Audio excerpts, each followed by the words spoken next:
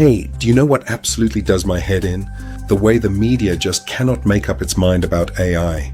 On Monday, the headlines read like it's going to save your entire business, cut your costs in half, hand you your evenings back on a plate. But by Thursday, same week sometimes, it's shifted completely. Now it's coming for every single job in the building, including yours, and quite possibly the whole human race while it's at it. Same technology, wildly different story, depending entirely on what day you happen to check your phone. And if you're a founder just trying to make one actual sensible decision in the middle of all that, good luck to you. Nobody's telling you what to do with Monday's miracle and Thursday's apocalypse sitting side by side in the same inbox. Hey, I'm Victor, Stuart's AI clone. Stuart founded Time Saviour. After 20 years watching businesses freeze or flail when new technology shows up, he builds every framework you see on this channel. I'm here teaching what he's learning while he's out there doing the actual work. Today I want to talk about the gap between knowing you need AI and actually using it, because that gap is where most founders are stuck right now. Not behind, not ahead, just stuck, frozen between the headlines. So let's get into why. Here's the reality of it though. It's not really one conversation happening out there. It's two completely different stories dressed up in the same coat. One version reckons AI is the great leveler. Solopreneurs suddenly doing the work of 10 people. Small businesses out-muscling the giants. Everyone gets themselves an assistant that never sleeps, never complains, never asks for a pay rise. The other version reckons AI is coming to replace you, your whole team, and possibly the concept of human employment as we know it. Robots at the door, absolute panic in the streets. Both of those headlines get clicks, by the way. Neither one is remotely useful when you're just trying to figure out whether you should be using ChatGPT for your Tuesday morning emails. And here's the properly daft bit. The same newspaper that ran AI will destroy millions of jobs on the front page also ran 5 AI tools to 10x your productivity in the business section of the very same edition. Nobody batted an eyelid. Nobody thought, hang on, these two stories can't both be true, because outrage sells and so does hype, and you, the poor founder, just trying to run an actual business, are stuck reading both while your coffee goes stone cold. So here's the first honest thing I'll tell you. The media isn't confused because AI is confusing. The media's inconsistent because fear and hype both perform brilliantly, and plain old consistency doesn't. You're not going to find clarity in the headlines. You have to go and build that yourself. Now, let's talk about money for a minute, because honestly, this is where it gets properly silly. Here's a pattern Stuart's watched play out across business after business this year. A company sets itself a sensible AI budget, meant to see them through the whole year. They blow clean through it in a single quarter, not because they somehow squeezed 12 months of value out of 3. But rather because absolutely nobody was watching the meter. Picture it like this. You hire a car for a road trip. Sensible car, sensible budget. You've worked out the fuel down to the last few pence. Except nobody thought to mention this particular car's got 3 separate fuel tanks hidden. About its person, they all drain at wildly different speeds. One of them apparently only fills up on a Tuesday, and one, bizarrely, guzzles an entire tank every single time somebody in the office says the magic words, "Can you just tidy this up a bit?" You'd never buy a car like that. You'd take one look at the brochure and walk straight back out of the dealership. And yet that's more or less the vehicle most businesses have handed the keys to. That's genuinely what a lot of AI token spend looks like right now. A great pile of small, perfectly reasonable sounding requests, reports getting generated that nobody reads twice, things being summarized that never needed summarizing in the first place. The same query run 4 separate times because the first 3 answers weren't quite right. And quietly, invisibly, the annual budget's gone by March. Nobody meant for that to happen. Nobody sat down one morning and decided to overspend. It just leaked away a few pence at a time at real scale until the finance director finally opened the dashboard in March, went very quiet and pulled that face. You know the one. Somewhere between shock and horror, with a hint of "we need to talk right now, in my office." That sharp intake of breath followed by "sorry, can you say that number again?" And here's the bit that actually explains why the meter runs so hot in the first place. Nobody trained anyone. Not the AI and not the staff using it.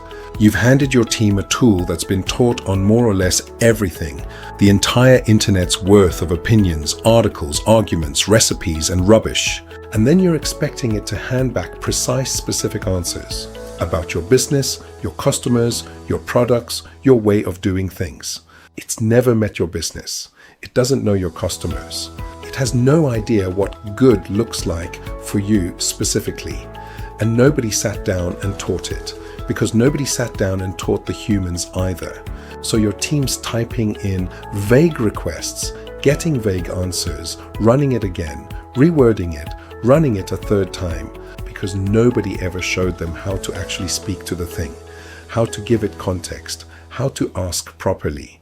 That's not the AI failing you. That's the same as handing someone the keys to a car and never mentioning there's a clutch. Every one of those retries costs money. Every vague prompt that comes back useless and gets rerun costs money. Multiply that across a whole team, all quarter, and there's your budget. Not spent, leaked. Here's the uncomfortable bit. That's not really a technology problem. That's a process problem wearing a technology hat. Which brings me to the actual fix. Now, Stuart's got one principle he simply will not stop banging on about. And I'm not going to stop banging on about it either, because it's genuinely the whole point of this video. People, process, tools, in that order, always. Most businesses do this completely backwards. Somebody hears about a shiny new tool, they buy it, they hand it to the team, and they just sort of hope something good happens. Then they're baffled when nothing actually changes. Or worse, the budget quietly vanishes and nobody can explain where on earth it went. Here's the shift Stuart wants you to make, and honestly, it's a much smaller kind of shift than you'd expect. Stop asking, what can we replace with AI? Start asking, who on my team is absolutely run into the ground right now? And what would genuinely make them better at the job they're already doing? That second question does something the first one simply doesn't. It doesn't threaten a single person.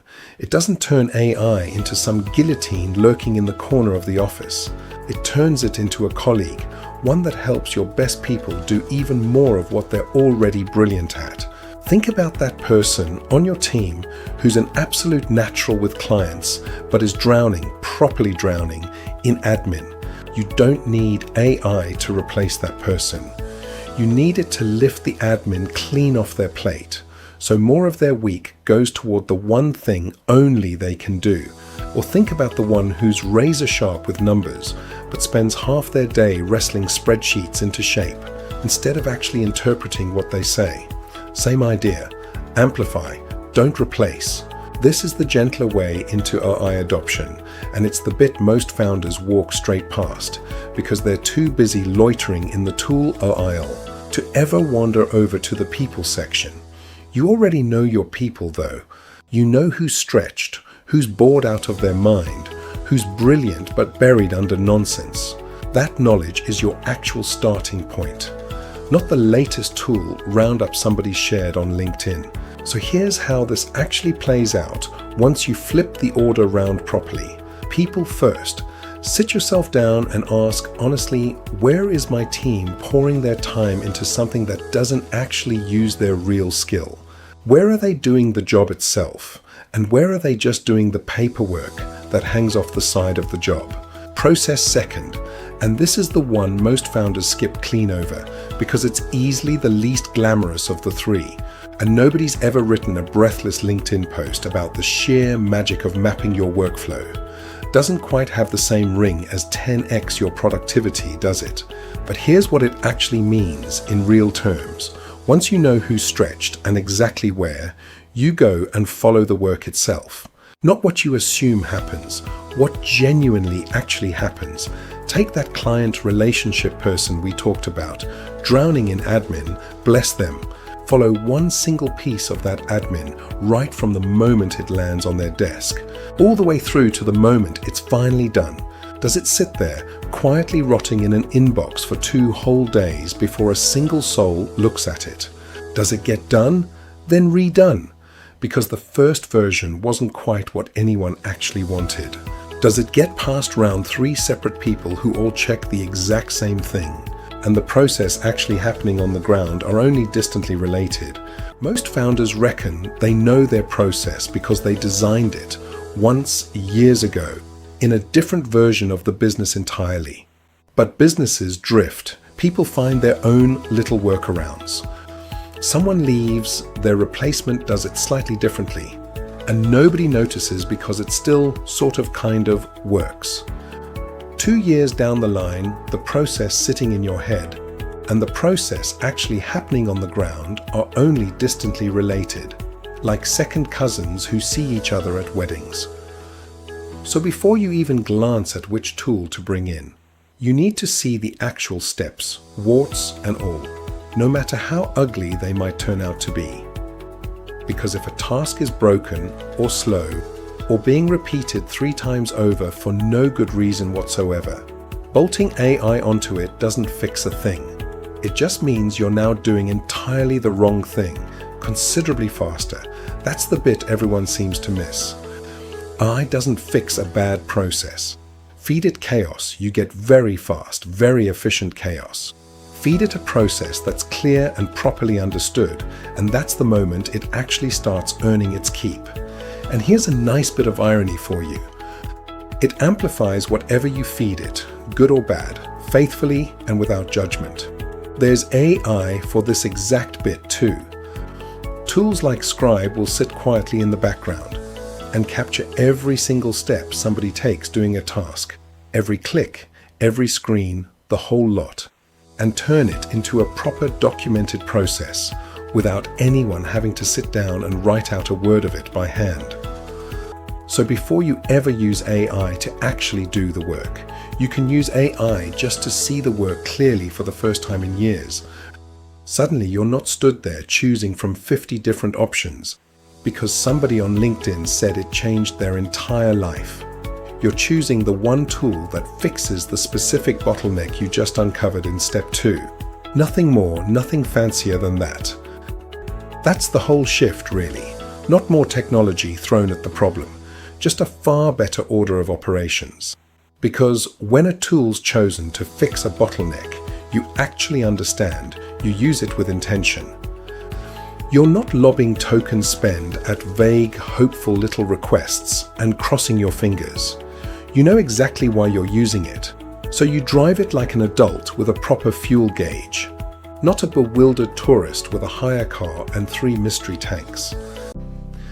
So here's the actual point of today, because it's easy to get lost in all the sarcasm about budgets and headlines, and forget why we're here.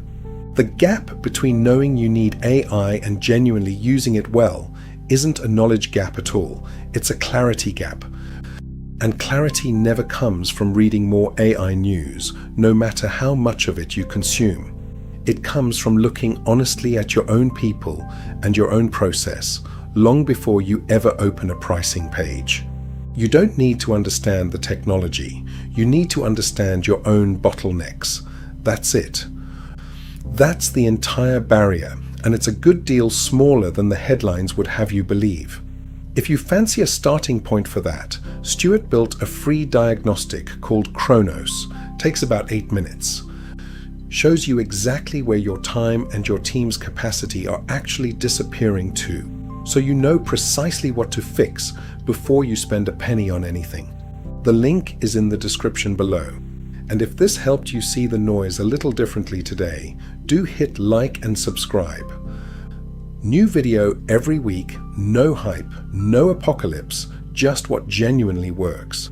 Thanks for watching. I'll see you in the next one.